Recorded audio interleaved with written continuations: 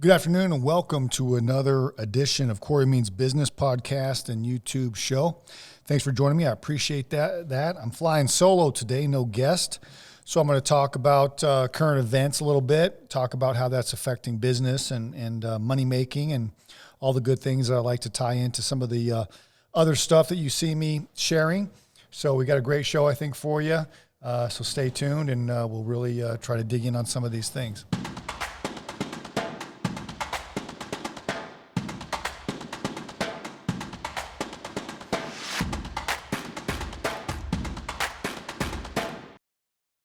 So let's catch up on some news that's going on right now. We got some great information coming out of Texas, Mississippi, and Oklahoma with really easing back on their Rona restrictions. I'm going to call it Rona just for the sake of obviously trying not to get shadow banned on some of the social media stuff. You know, you can't say the real word.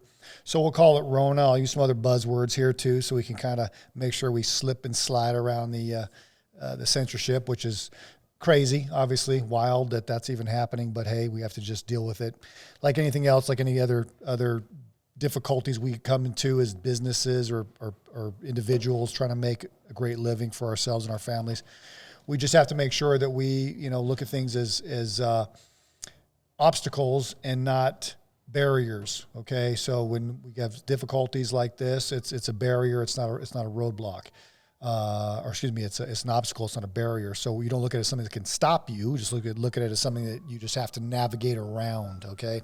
So getting back to the Rona, we got some great things happening in some of these states where they're completely opening businesses 100%, even easing back on the muzzle mandate. We'll call it muzzle. That'll be the buzzword. That'll be the term for that. Easing back on the muzzles, which is great because obviously, as most of us know, there's absolutely no peer-reviewed paper that indicates that there's any efficiency or effectiveness or efficacy of the muzzles. 2-3 years ago, if you would have mentioned wearing a muzzle to prevent something like the Rona, you'd have been laughed out of any reputable medical establishment. Any doctor would have laughed at you. Any medical professional would have said, what hogwash, what nonsense. But here we are, right? This T-shirt right here can stop, deadly contagions, apparently. Of course not. The muzzle was never about your safety, my safety, anybody's safety. The muzzle is about control, fear, which the best way to control anyone is through fear. The more fear you create in somebody, the better you can control them. So what is it really about? It's about fear. If I can make you afraid, I can control you. People who are afraid are easier to manipulate, easier to control. Obviously, salespeople use that as part of their sales pitch. We tie it back into, just sales manipulation and mind control to a certain extent, or persuasion rather.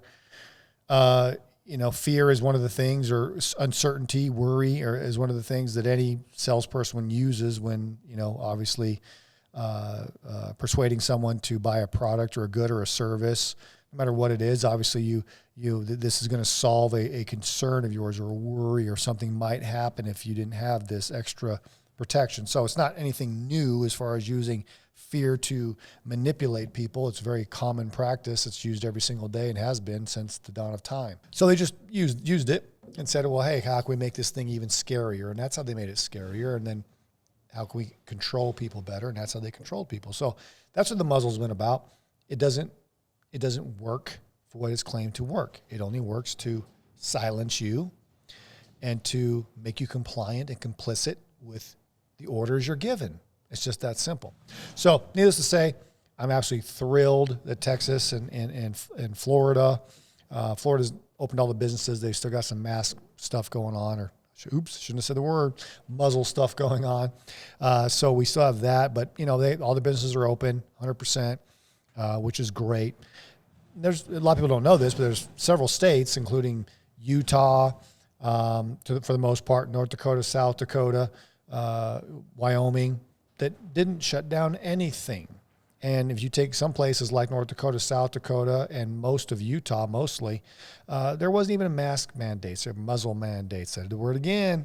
There wasn't muzzle mandates. So, and you look at their numbers, they're exactly the same or even better than other people. Okay, so clearly shutting things down, muzzling people doesn't work.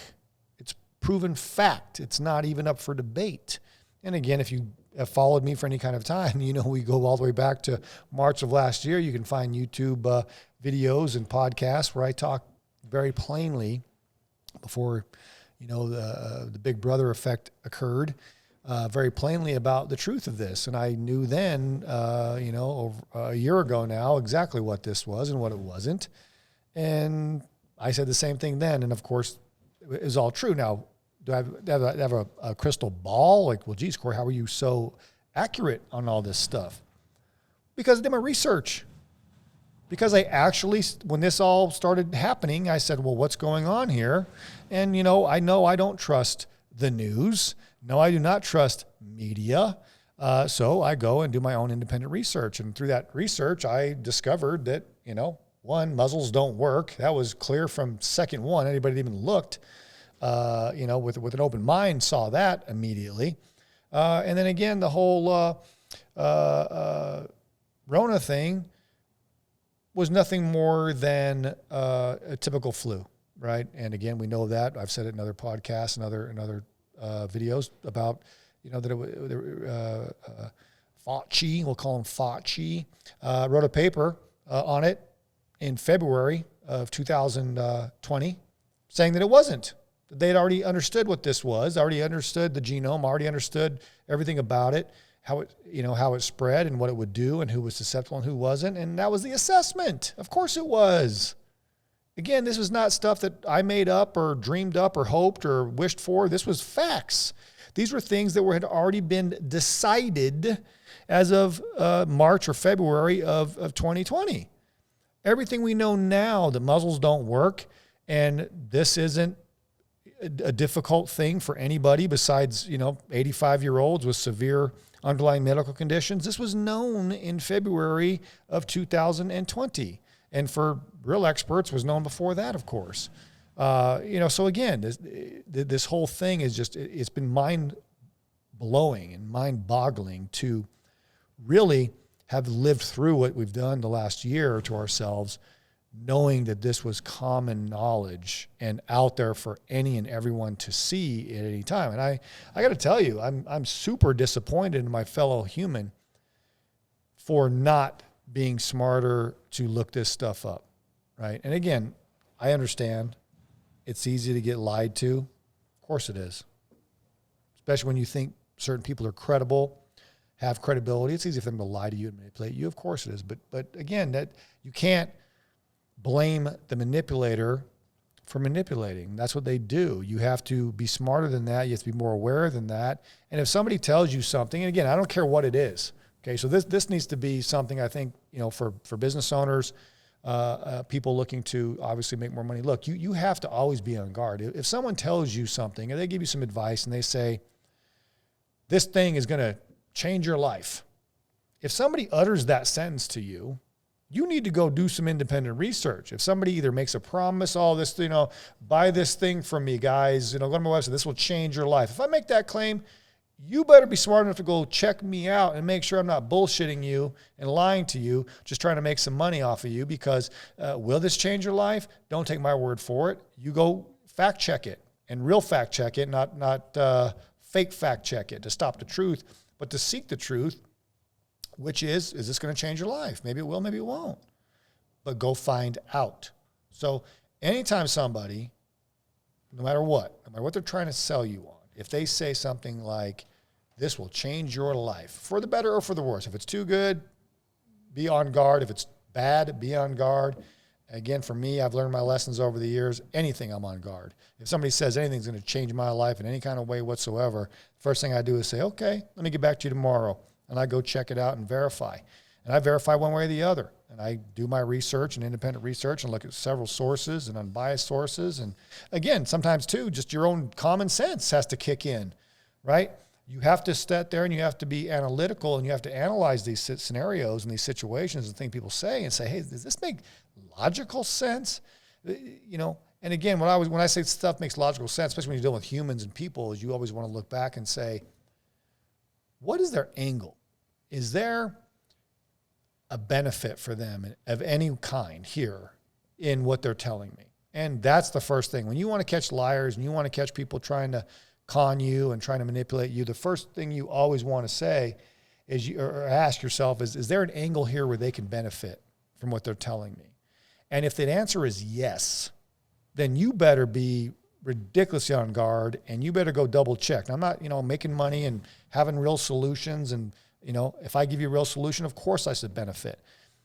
And you should benefit if you have a real solution for anybody else. But again, if there's no benefit for you in what someone's telling you, but there's a benefit for them, you better verify. And so you look back at some of the things we've heard on, lamestream media.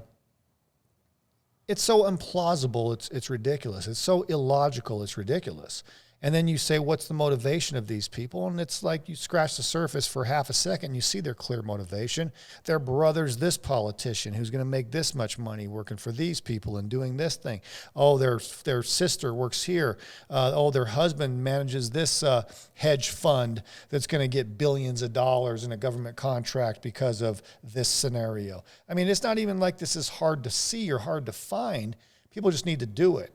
And understand this. People lie. That's what they do. How far is evil away for most people? Dollar figure.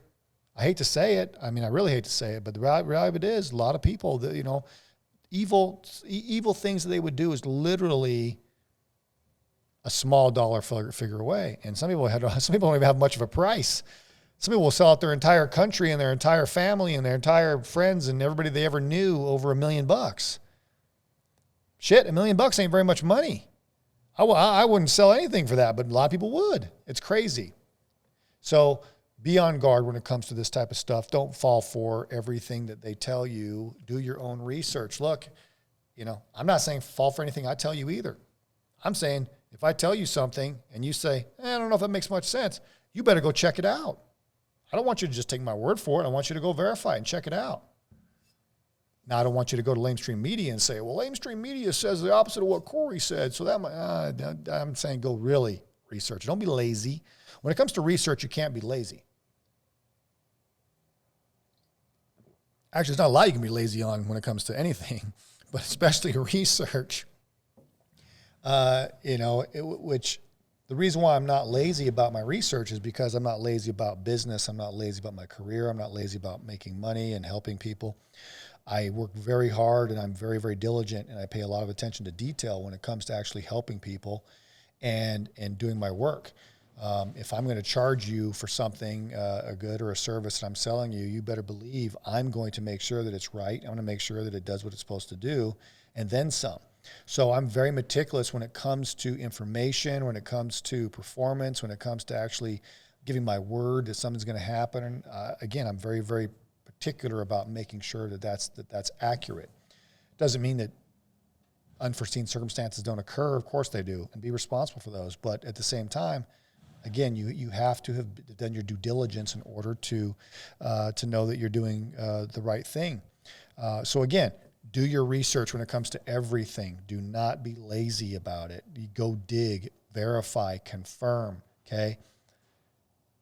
Don't necessarily have to be distrustful of everybody. You just have to say, look, if this sounds like it might be too good to be true or too bad to be true, I've got to verify, and then get in the habit of doing that. And then you can know if someone is trying to mislead you or manipulate in any kind of a way. And you never want to be in that scenario. Now, a lot of that on guard we have, that defense mechanism we have, it comes from that idea of I don't want to be taken advantage of. But the problem is that sometimes that works against us because then when someone does come along with some good information, some real info, maybe our guards are a little too up, which I know I've experienced in talking to people about these subjects over the last year. It's, that can't be true. Well, don't say it can't be true. Say, I'm not sure that's true, but I will go check it out. And then go check it out. And if you go check it out and you confirm through unbiased sources. And again, when you do your research, you always want to make sure it's through unbiased sources. You don't want to ever go get your answers from someone that's got skin in the game, right? From someone that's actually going to either benefit or lose because of what your opinion ends up being. So if your opinion ends up being good or bad about a particular thing, well, you never want to be verifying that with someone that could either gain or lose from it. So when I say, am I going to believe the muzzles work? Let's see, who's telling me the muzzles work? Oh, it's a guy that's going to benefit from the muzzles being sold. Well, then clearly that's biased opinion. You cannot trust that. Oh, this person's being paid by the lamestream media to say what the lamestream media wants them to say. Well, clearly you cannot trust that.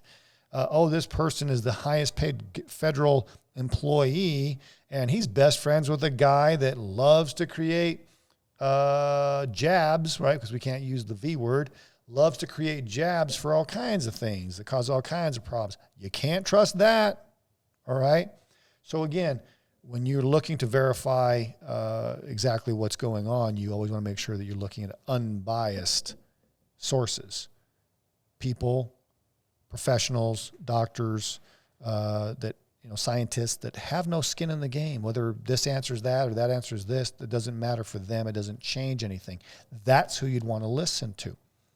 Because again, why would they would have no incentive to mislead you, while the others would.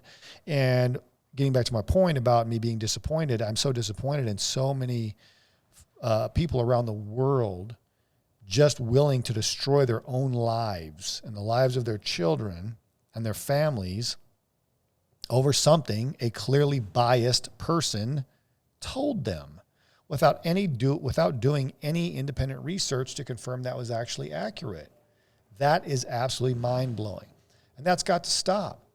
Again, I'm not Nostradamus, but I knew all of these facts a year ago because I simply went and looked at some unbiased resources and got those opinions. And I looked at some of the resources from some of the people involved in this whole thing that, again, was out there before it was decided to make this beneficial, or during a period of time when the Rona hadn't gotten to the point where they needed it to where, we don't want to make it scary, right? Some of the people that have said, oh, muzzles are going to, save us all and this is deadly, were the exact same people that said, oh, a muzzle will just make you get more of it.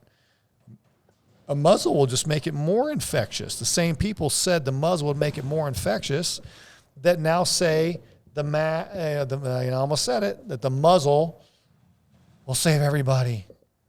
Okay? Now, did science change? No. I don't think science has made great leaps and bounds in the last 11 months, 10 months. Political motivations did, though. Money changing hands did, though. People saying, hey, we could really use this, sure did change in the last 10 months. Right? So double verify everything, especially when it's going to affect you or your family to any kind of a degree. Don't fall for this type of stuff. But I am glad there's some hope. A lot of people are waking up. A lot of people are seeing some of this stuff and they're saying like, man, we were lied to. We were manipulated. Some people did some even worse stuff. You see Cuomo obviously is in a lot of trouble for what he did in New York. Whitmer, I think, is going to come up next. You've got Newsom out in California that's going to be held accountable for what he's done. So we're seeing some movement in a positive direction. I think there's going to be some more stuff, that's going to happen. It's going to be really, really positive for us. So, keep hope alive, but stay diligent and do your research, because the biggest thing we got to do right now as business owners, as employees, as anybody, working and trying to, do the best for your family, we have got to wake up. We have got to seek the real information. We have to just simply say to ourselves, we can trust nobody. I have to go look for independent sources that have no bias.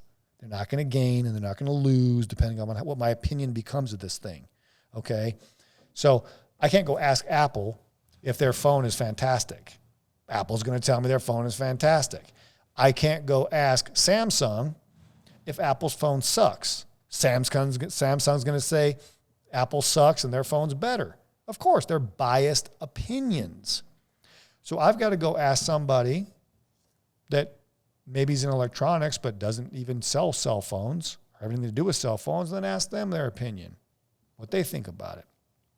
That would be an example of an unbiased source. That, I think, is the greatest thing that's going to come of this, is that people have become less trusting in their favorite athlete or their favorite movie star or their favorite politician or their favorite news anchor telling them anything. That's the good thing that's happening that I see right now, is that we're questioning authority again. You know, I'm old enough that I was around when it used to be cool to question authority. When the government told you something, you would say, yeah, it's the government. We know they're lying. That used to be the thing when I was young. And now it's like, oh, it's the government. They're shooting us completely straight. Why would they lie? Why the hell wouldn't they lie? They always lie. So again, I am seeing people waking up. I am seeing that more people are becoming aware of what's really happening, and that's great. I still think there's a chance to save not only America but the world. The world's in a lot of trouble right now. I mean, we're in a lot of trouble financially that we don't even realize. There is a price to be paid when you start just printing money.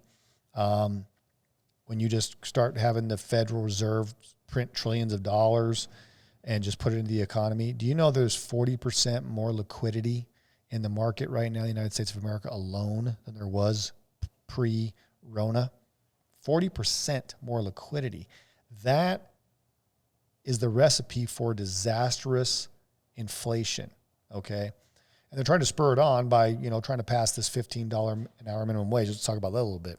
So the $15 an hour minimum wage. Now, obviously, if people listen to my podcast and watch my show, you might be on the employer side saying that'd be a disaster for my business. You might be the employee side that says, oh, I'd love to get it. Or you might be one of those employees that already makes $15 and say, well, shit, I had to, scratch and claw my way up to this point. Why would this kid or this inexperienced person that hasn't even paid any dues walk in here and get paid the same thing that I had to fight for, right? So you might be a little pissed off about that. Or you might be the kid or the inexperienced person that's going to walk in and say, oh, I'd be getting paid 11, but now I'm going to get paid 15, right? Or again, the business owner that says, I can't afford it. I'm going to have to cut two of my staff in order to pay the extra salary plus the extra taxes. And for some of you employees, you got to realize it just isn't $15. Employers have to pay a percentage of taxes for you, including the FICA, and so it goes up proportionally as a percentage. So if you get paid more, then so does the taxes. So in addition to paying you more, the taxes go up as well. So that's something an employer has to look at too. And I can tell you, being a business coach for as long as I have, and being a business consultant for as long as I have, not a lot of businesses make money. Most businesses don't. The sad reality of it is most businesses do not make money. When I say they don't make money, I mean that the owner of that business, especially small business, is not wealthy. They're not rich.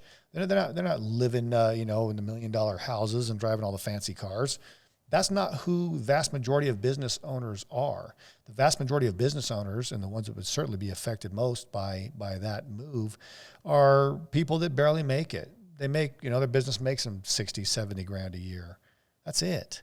Right? They can get the little house and the picket fence and, the Toyota, but that's it. These people aren't living large. So to put that extra burden on them, obviously, is going to make them lay off people, going to make them raise their prices, and ultimately inflation will be created anyway. Whatever the minimum wage is, everybody upstream is going to adjust for that. So let's just say, play devil's advocate, okay, on the $15 an hour wage hike. Your employer doing well enough, not gonna let anybody go, feels guilty about the Rona, isn't gonna lay anybody off, so ups for it.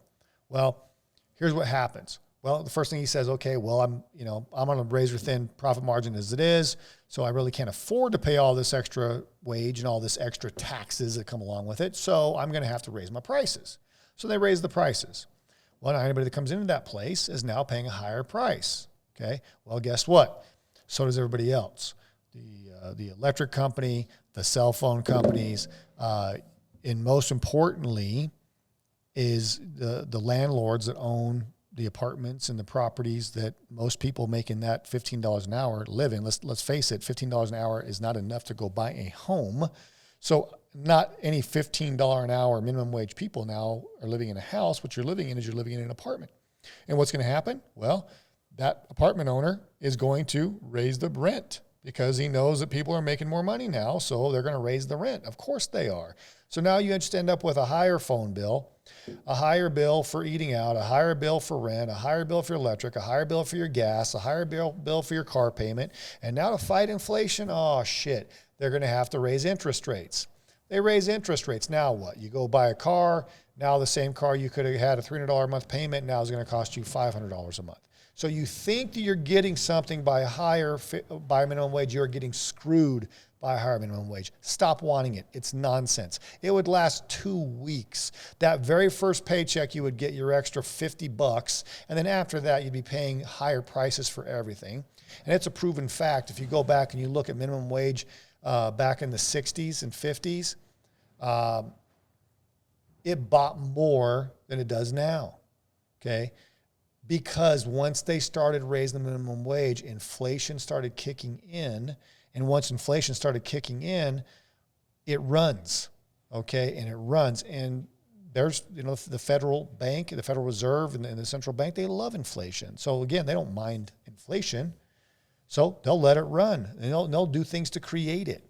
And who gets screwed is the poor people. Okay. You could work at a gas station in the 60s and actually be a homeowner. You could be the guy pumping gas or the person pumping gas at a gas station. And you could have had a family. You could. You think you could do that now? No, you can't even afford the little crappy apartment you live in the bad side of town. That's what it does when you raise minimum wage. Don't ask for it. Stop asking for it. Instead, here's the question you need to ask. How do I make more money? How do I, at this job that I make $10 an hour minimum wage now, how do I get to 15 by earning it? How do I get to 15 by getting promoted? How do I get to 15 by asking my employer what else I can do to bring value to their business, to their company, to where I'd be worth the 15? And then ask them, what could I do to be worth 20? What could I do to be worth 25, 30, 35, 40, 50, 100, 1,000? There is no end. Okay. If you've read my book, and hopefully a lot of you have, if you haven't, get it right away. Maximize Your Now. It's available on Amazon. I put in there very plainly exactly how to control your ascension in the workforce, exactly how to get pay raises, exactly how to ascend, how to get promotions, how to control your work environment. I have several chapters dedicated to that. That book was not written for rich people. That book was written for poor people. Why? Because I used to be very poor. I grew up extremely poor. As a matter of fact, and I don't talk about this much, I was so poor, we would look at people on welfare going, damn, there goes the rich folks. Okay, that's how poor I was, right? I didn't actually go to a regular store to even do school shopping for any kind of clothes until I got a job at 14 years old and could afford to actually go to a real store and buy clothes. You know where my clothes came before then? Secondhand stores. Until I was 14, 15 years old, my whole life, all my clothes came from secondhand stores. Maybe for Christmas and a birthday, I might get a pair of, Tough Skins or something, a new pair of jeans, once, twice a year. That's it, right? So that's how I grew up. So I can appreciate being broke. Trust me. I've been broke. Well, now that I'm as old as I am, unfortunately, I've been broke and I've been rich for about half a life on each one. I've been broke as shit for the first half of my life, and I've done pretty well for myself the second half of my life, okay? And I can tell you that first half was rough. It was rough.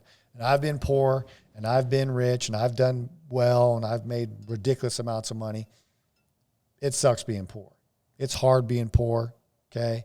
And it's a lot of work to make money. It is. I'm not saying it's easy. It's simple, but it's not easy, okay? It requires discipline.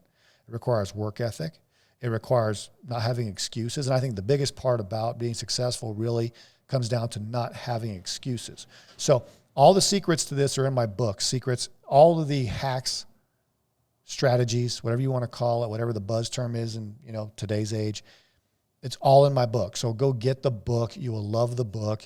Again, it's going to teach you everything you need to know to go from minimum wage to owning your own business to making millions of dollars. It's all in there, okay? Get it. Invest in yourself. That's the first investment is always in yourself. People come to me and they say, hey, Cory, what should I invest in? Invest in yourself, okay? That's what you invest in first. Before anything else, invest in yourself. Invest in your education.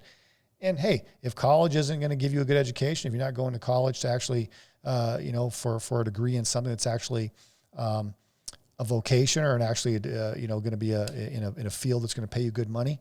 And even then, even if it is, you got to weigh it out and say, hey, is it worth it? I mean, is this $70K a year, $60K a year job worth the price I'm going to pay? It probably isn't anymore, honestly, with the price of tuition and difficulty of going to college. I probably wouldn't repay the price, honestly, myself, even though I have 2 degrees. It's just too expensive and too cumbersome, and they don't. When you come out, you really don't come out with much. I was just as broke when I came out as when I went in. It's not like it did anything for me monetary-wise. It did teach me how to research. It did teach me how to go and learn things and again, look for those unbiased resources and scratch beneath the surface to make sure that I was being told the truth. I did learn that in college. So from that, I do thank the University of Arizona. Thank you for teaching me at least how to research and how to bear down. They suck anymore. It's sad, but true. It taught me how to scratch the surface and at least find the information that I needed.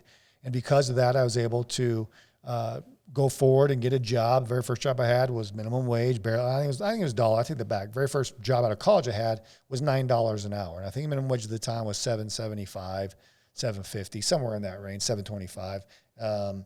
Somewhere in that range, $7.25, I want to say the number was. So I got 9. So I was a whole $1.75 over minimum wage with 2 college degrees. Okay. So trust me, college doesn't teach you how to make money. Neither does high school. None of those classes, it doesn't teach you how to make money. You have to take your education further than that to learn how to make money and how money works. And it isn't by demanding a higher minimum wage. That is the exact opposite on how money works. Now, I get it. A lot of you or a lot of your friends and family, I don't think a lot of people listening to my podcast are going to check out. I'm pretty brutal, honest. I don't think I don't beat around the bush with my political ideology and my conservatism and what I believe in for finances. I don't believe in a free ride. It's fool's gold, and it's going to trap you in a bad place. So bottom line is that you have to take it upon yourself to go learn how to make money. Okay, you have to. I had to. And when I came out of college, I didn't know. Nobody taught me. I didn't learn how to make money. Nobody knew. You get a job. They pay you a paycheck. That was all I knew. I didn't know about how to get raises. I didn't know about how to get promotions. I didn't know how to become the manager of the company. I didn't know how to become the owner of the company. I didn't know once you were the owner, how do you actually grow the company and make the company make more money. I knew none of that. I had to learn it. I had to learn it the hard way. I had to learn it through trial and error. And unfortunately, when I was coming up, there was no such thing as online gurus or online experts, right? There was no podcast. There was no YouTube that you could go and have some guy like me just, say, hey, let me save you 25 years real quick, right? It didn't exist. So I had to do it the hard way. I had to learn through trial and error. But again, I had learned how to research. I had learned how to get information. I had learned how to be suspect of people that had ulterior motives to mine. And because of that, I started to research and discover, and how do you get a raise? How do you get a promotion? How do you manipulate your work environment? And because of that, it didn't take me long. I think it took me 4 years of my working life before I started making over 6 figures.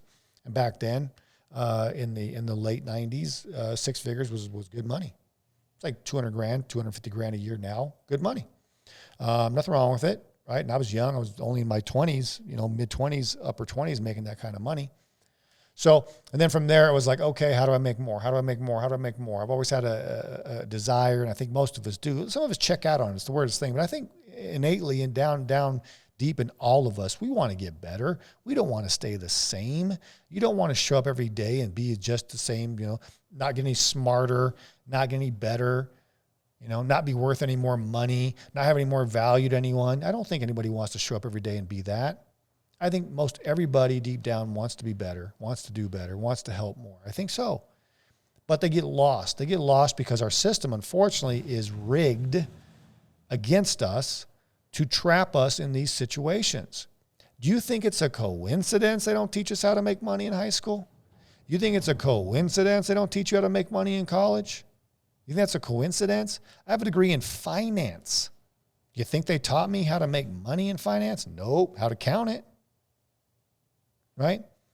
How to do profit and loss and balance sheets, bridge financing. Didn't teach you how to make it. They don't have that course. And again, I think it's by design. They could certainly have professors and classes in there where people know how to make money and teach kids how to make money. They don't do it. And again, it's by design. They don't want you making too much money. They want you where they want you. When politicians can use things like $15 an hour minimum wage to get elected, then guess what? They have you right where they want you. If there's enough people that make less than $15 an hour that I can run a political campaign on that and get elected supposedly from that promise, and I'm going to give you minimum wage people $15 an hour. If there's enough people to do that for me as a politician that's telling you that, well, then clearly that system has been successful in making sure that you don't know how to make money. And maybe that's what it was all about. Hey, again, you got to be suspicious of everybody.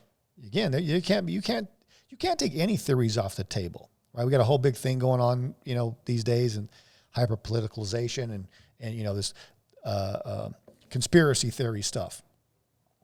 Shit, man. I used to not be a conspiracy theorist. I'm one of the biggest conspiracy theorists there is now, because you can't take anything off the table. I used to say there's no way that could be true. There's no way that's, holy shit, it's true. And again, because I grew up learning to question authority, question people that have alternative motives of mine, scratch the surface, how to do independent research, because I knew to look for unbiased opinions about anything I wanted to know, I started doing that research on these things. And sure enough, I was, to my utter surprise and shock, a lot of this stuff is a lot worse than we think it is.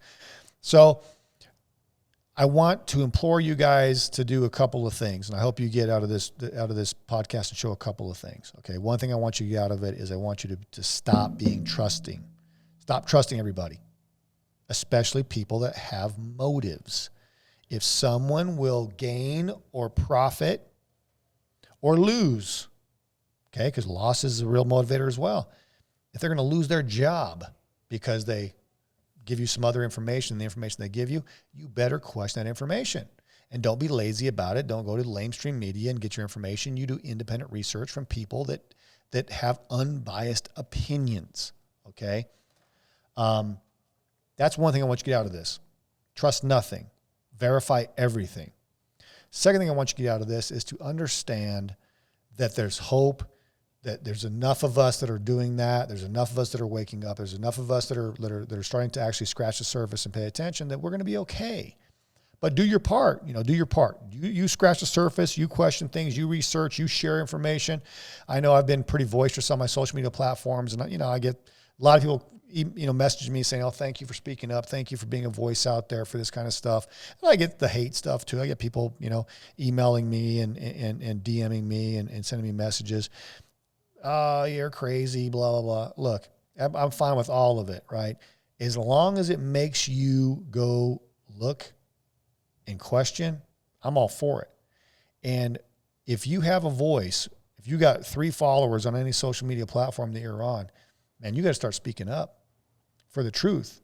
Now, don't repeat, okay? Don't repeat propaganda. Don't repeat something somebody with a biased opinion told you. You go on any subject matter that's of importance to people.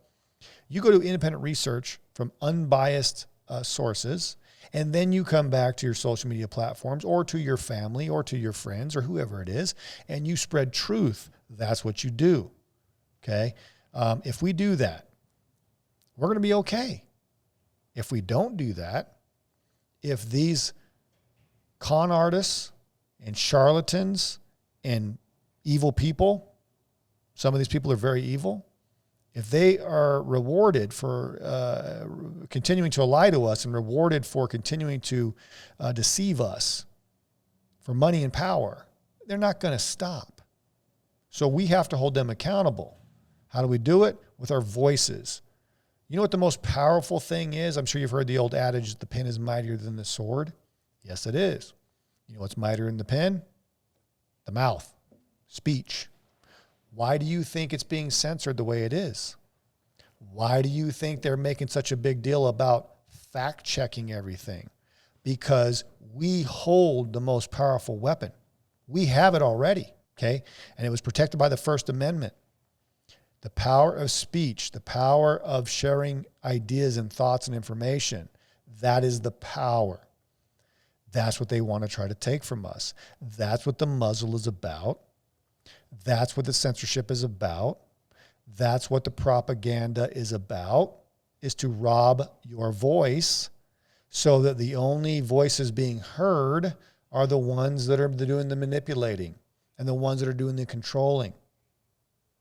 Why? Because they benefit. Why do you think anyone would lie to you? Because they'll benefit from it.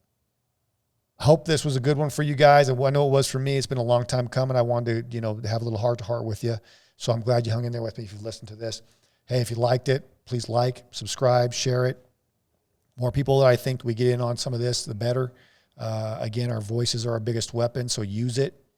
Don't let them stop you. Don't let them stop you from talking. You stand up and you make your voice strong. It helps you too. If you make your voice strong, if you speak up and you make your voice strong, it helps you in all of your life. It'll help you in your relationships, personal, professional. It'll help you dealing with your customers, help you dealing with your clients, your bosses, your employees. Okay, there's nobody that doesn't benefit from being able to learn how to speak truth. And again, remember, it's got to be truth. It can't be bullshit. I'm not telling anyone to just, be an asshole and just spout bullshit all over the place. I'm saying you go find the truth and then you spread that truth. And then you speak up when you talk that truth, you speak it up, you talk it loud, and you don't be ashamed of it, and you don't cower to anyone over the truth. And anyone that would make you feel bad about speaking the truth, you disassociate yourself with those people. You tell them the truth first, and then you disassociate yourself. And then for them, they're going to have to go on their own journey. But there's enough of us, I think, that will speak the truth that we're going to be okay. All right. See you guys in the next one. Thanks a bunch.